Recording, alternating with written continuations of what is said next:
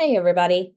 We have been talking about the importance of building resilient communities, which means creating communities where all the little subgroups kind of know each other. It's not that everybody has to know everybody, but one person from each of the subgroups, or more than one, needs to have a connection, some kind of relational, communication-based relationship with people in the other subgroups. That's how we interrupt rumors. That's how we prevent extremism, because if we know each other, we're not going to be dehumanizing each other. But let's talk about how those relationships actually build. We did a whole bunch of work with conversations and how to have conversations and what kind of conversations you might have.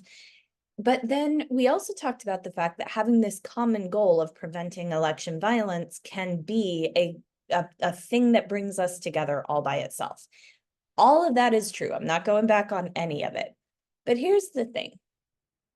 A crisis, a really serious situation, like, for example, the threat of election violence, can bond communities together, but it can also increase divisions between subcommunities. It can make us afraid, it can make us pull back.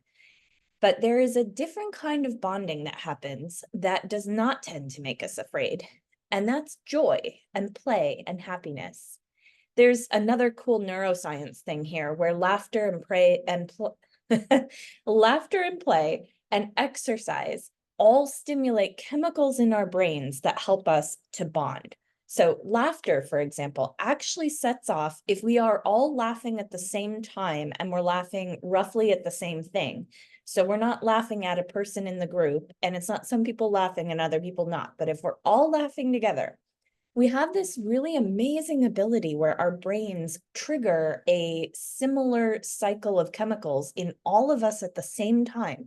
That active communal laughter does that. And we are all given signals that say, these people are safe. They will keep me safe. Play is another thing that can sometimes cause bonding chemicals, and simple touch. I mean, you don't have to go very far with touch. A handshake is even a start. A hug is better. Also exercise, like if you're dancing together, or you're taking a hike together, or you're riding bicycles together, or you're working together on a project. These are all things that stimulate the chemicals in our brain that help us bond with each other, which means that there is a role in election violence prevention for creating and participating in fun events, doing things that are joyful. It's not that you can just throw a party every weekend and think that this is going to do it and we will get past the election cycle and everybody's going to be fine. It's not quite that easy.